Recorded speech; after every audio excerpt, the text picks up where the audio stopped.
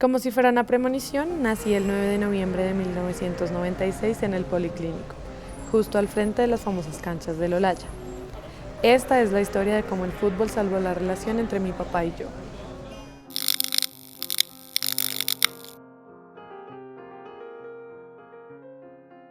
Nací en una familia promedio de Bogotá, una mamá, un papá y una hermana.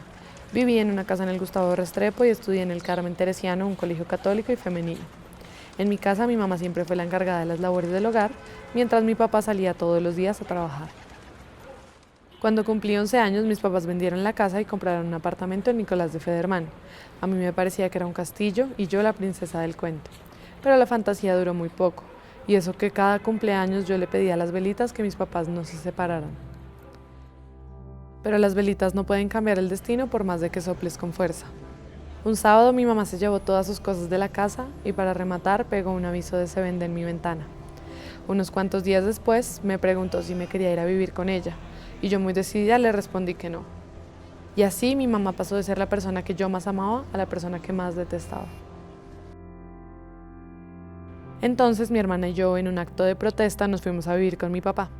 Yo no sabía qué esperar, de hecho no sabía siquiera cómo nos las íbamos a arreglar para vivir sin mi mamá. Y todas mis dudas se resolvieron fácilmente el día siguiente. Mi papá me levantó para ir al colegio, cosa que nunca antes había pasado. Me preparó el desayuno, cocinó la salchicha con todo y papel y me llamó a desayunar. Yo me senté y me di cuenta que estaba al frente de un completo desconocido y que ni siquiera sabía de qué hablarle. Afortunadamente la ruta llegó rápido por mí, pero las horas en el colegio parecían poco para escapar del vacío, del blanco y del silencio que me esperaba en casa. Siempre pensé que tal vez mi papá no sabía cómo ser papá. En Santander, mi bisabuelo, el señor Álvarez, dejó a mi abuelo Gonzalo y a sus hermanos con una desconocida cuando murió su mamá, porque eran hijos naturales, como se llamaba en esa época, o hijos fuera del matrimonio. Mi abuelo no aceptó los maltratos de esa señora ni de mi bisabuelo y se escapó a Bogotá. Repitiendo los pasos de su papá, conoció a mi abuela y nunca le contó que él era un hombre casado. Tuvieron 2 hijos, mi tía Mirella y mi papá. Mi abuelita se enteró de todo y decidió demandarlo por alimentos. Ese día mi papá vio por primera y última vez a su papá, en un juzgado de Palo Quemado. Gonzalo ni siquiera lo determinó. Si hablamos del rol paterno, también es cómo hablamos de las funciones que la sociedad le ha asignado a los hombres en su vida, o sea, en su proyecto de vida, ya sea como hijos, como hermanos, como padres, ¿cierto? Porque lo que sí es cierto es que para poder ser padre es importante también la experiencia de haber sido un hijo, y yo creo que sobre eso es que se basa muchas veces la relación paterna, ¿sí? La relación de los hijos o las hijas con el padre. Hace 50, 60 años Colombia pues era totalmente diferente. A pesar de que actualmente el tema del patriarcado está vigente, hace 60 años era mucho más validado por la sociedad este papel y esa resistencia como a estar cerca de los hijos. Entonces, seguramente eran padres que podrían acudir más al castigo para el tema de la educación, que también eran padres como proveedores, entonces tenían que cubrir absolutamente todos los gastos económicos del hogar, y a eso era lo que se asociaba ese rol paterno, al tema más como, no sé si decirlo así, mercantil o decirlo más de la fuerza del trabajo, y que eso era lo que se aportaba a la familia, mientras la mamá o la mujer pues se quedaba en el hogar, en la crianza, en la compañía de los hijos, y pues obviamente el trabajo del hogar no era considerado pues como tal. Para mí, él llenó este vacío con fútbol. Lo jugaba desde que tenía uso de razón. Él mismo se hizo su primera camiseta de Brasil cosiendo una camiseta amarilla de botones y marcándole con un carbón el número. Robaba gallinas para luego venderlas y comprar balones. La primera vez que fue al Campín vio a Millonarios y desde ese día se hace llamar hincha del embajador. Jugó fútbol con sus amigos, en su trabajo, de a 4 partidos en un fin de semana. Cómo el equipo reflejaba lo que nosotros éramos como sociedad. Sobre el cambio de lo que significó la selección Colombia del narcotráfico, Tino Asprilla, Freddy Rincón, medio vagoncios y borrachos, con técnicos como el Bolillo, ¿no? y Leonel Álvarez y toda esta camada a lo que fue Pekerman, la nueva onda de jugadores y lo que estamos viviendo hoy en Colombia, que es una Colombia muy distinta. Entonces sí hay fuertes vínculos de identidad a muchos niveles y que se pueden ver reflejados en el fútbol. Acá en Colombia no es tan claro, pero en Argentina es evidente en la transmisión, digamos, de una masculinidad y pues el niño antes de tener nombre socio de Boca Juniors o de Racing o de lo que sea y se establece una vaina muy importante y es un punto de encuentro de diálogo que está tan escaso hoy en día. Por diferencias generacionales es difícil el papá hablar con el hijo y ahí hay un punto de encuentro impresionante. Creo que eso además se puede rescatar y se puede utilizar muy bien. De hecho, un domingo de esos de 4 partidos, llegó a la casa muy triste. Me causó mucha curiosidad porque mi papá no suele ser una persona muy emotiva. Me quedé mirándolo desde lejos mientras sacaba los guayos, la camiseta, las canilleras y me preguntaba si era por un partido. Él salió del cuarto y le pregunté si me podía llevar a su próximo partido. Él me miró sorprendido y me dijo que seguro me parecería muy aburrido. El siguiente domingo mi papá me llevó a verlo jugar. Estaban todos sus amigos, el olor a yodosal impregnaba el ambiente. Se cambiaron y empezaron a jugar. Yo me senté en una silla y lo vi correr, emocionarse, gritar. En esos 90 minutos lo vi ser feliz como nunca antes en toda mi vida. Entre otras cosas, a los 14 conocí a mi primer novio. Él también es amante del fútbol e hincha de Millonarios. Poco a poco me enseñó de fútbol, me llevó al camping por primera vez con su familia. Cada partido se celebraba como si fuera una final. En su casa siempre había gente, siempre había ruido, habían camisetas y bubucelas. En menos de un año ya me sabía el nombre de los jugadores, de las ligas, las reglas, los horarios, todo. Sabía que era ir al campín, dónde respetaban el número de silla y dónde no. Aprendí qué significaban los comandos y la Blue Rain. Aprendí quiénes eran Nelson Ramos, Luis Delgado, Luis Ochoa, Pedro Franco, Harrison Otálvaro, Wilberto Cosme. Entendí qué significaban 2 líneas de 4, pararse defensivo, ofensivo, un tiro de esquina, un fuera de lugar. Que lo que se siente celebrar un gol en el estadio nunca es lo mismo que verlo en televisión. Pero también aprendí que el fútbol era mucho más que solo un juego de 90 minutos. Aprendí que muchas veces me sentiría fuera de lugar, me preguntarían 2 veces por qué me gustaba el fútbol y se reirían con mis respuestas. Sentiría que por más de que me esforzara por aprender y saber qué jugadores y de qué equipos y de alineaciones, mi opinión nunca sería tan valiosa como la de un hombre.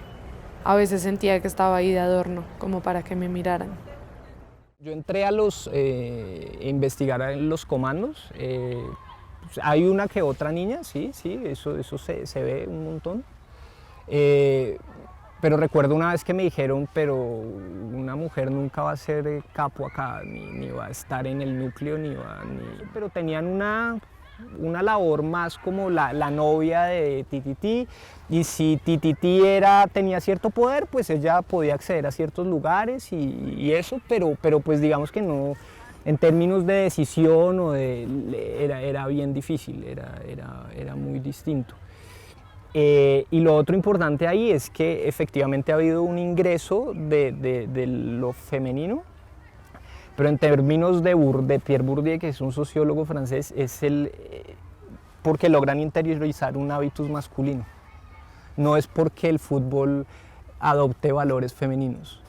Si la mujer logra, y por eso yo te preguntaba si te respetan, es porque se logra a través en el cuerpo, en la manera de hablar, en la seguridad, en los datos que tengas, y eso solo se logra yendo mucho tiempo al estadio, porque eso no se logra en una enciclopedia, sino se logra estando ahí con el cuerpo y con la manera de decir una grosería, con la manera de brincar, con saber en qué momento se es agresivo o no, en qué momento qué grosería se dice, o sea, eso está ordenado.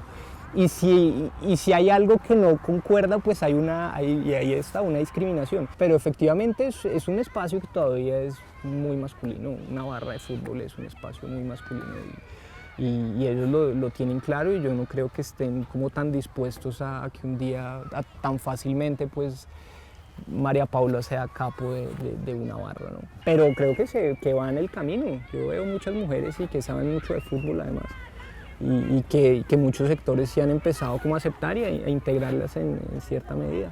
Entonces, pues yo creo que de eso se trata, de procesos históricos y de ver cómo a partir del fútbol uno puede ver cómo se está transformando la sociedad. Y no puede ir, no está desligado el uno del otro. No podemos decir que hay discriminación afuera, pero en el fútbol es una belleza. No, están unidos. Son campos de la vida social que se comunican uno con otro y se reflejan muchas cosas, entre esas una discriminación de género.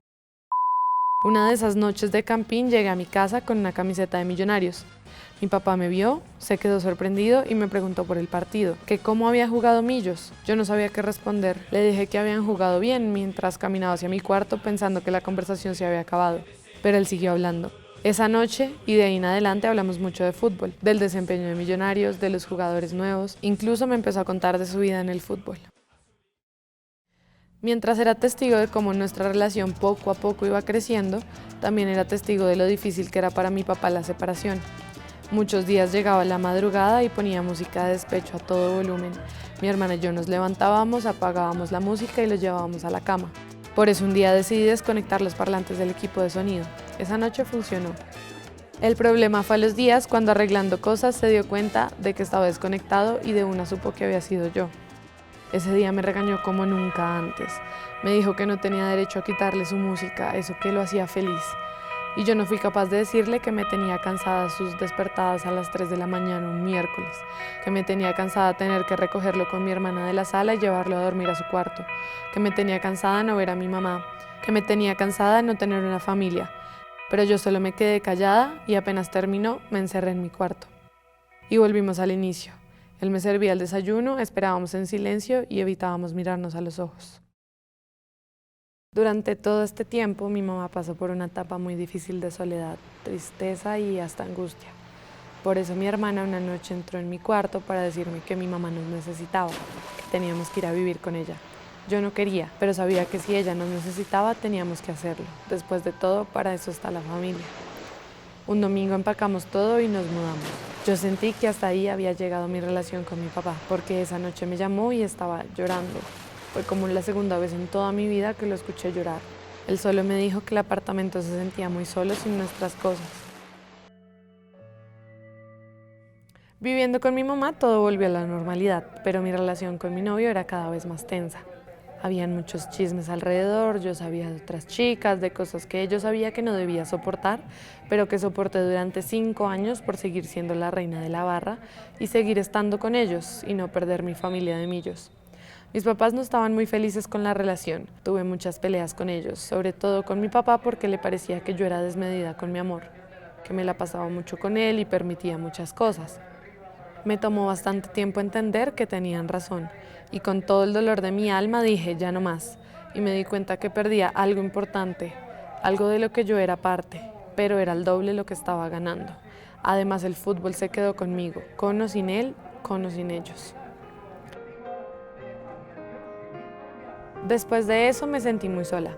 Seguía viendo fútbol, pero las cosas habían cambiado mucho. Necesitaba balancear mi vida y encontrarme entre ese querer ser alguien del fútbol y ese otro alguien que entendía que alrededor de nuestra relación y del mismo fútbol habían muchas cosas con las que no me sentía cómoda y muchas cosas que quería cambiar. Y poco a poco las cosas empezaron a mejorar. Mi papá de la nada empezó a llamarme una tercera vez en el día cuando jugaba Millonarios para hablar de cómo habían jugado. Me empezó a contar cómo desde niño miraba desde la terraza al parque esperando que saliera un niño con un balón a jugar. Me contó que jugaba muy bien, que varias veces intentó ser profesional, pero siempre le faltaba ayuda, sobre todo económica, para poder llegar hasta los entrenamientos. Me contó que jugó mucho fútbol de chiquito. Hacía parte de equipos amateur, que incluso cuando entró a trabajar en el banco lo contrataron temporal y después de verlo jugar, los de la oficina le pidieron al jefe que lo contratara fijo para tenerlo siempre en el equipo. Me contó sobre todos los triunfos y amigos que ahora solo son carnets bien guardados, porque la artrosis de la cadera le impide jugar hace ya unos años. En definitiva, a mi papá nunca le gustó la idea de que fuera hincha de Millos, de que usara la camiseta en la calle o de que discutiera con alguien sobre eso. Creo que nunca quiso que me apasionara como él por el fútbol. Tal vez en el fondo para él es raro que una mujer le guste el fútbol, pero lo que no sabe es que nos dio algo que nada más en el mundo había logrado. que le doy gracias a esta poción por dejarme compartir tantas cosas con él, por permitirnos hoy ir al campín y que él me siga contando cosas, permitir que él me llame todos los días cuando juega millo solo a hablar de eso, permitir que ahora hablemos de otras cosas también, de nuestras vidas, de la universidad, del trabajo, de nosotros. Gracias, Pa, por no continuar ese horrible legado de abandonos. Te amo y aunque no lo creas, creo que esto del fútbol lo traigo en la sangre.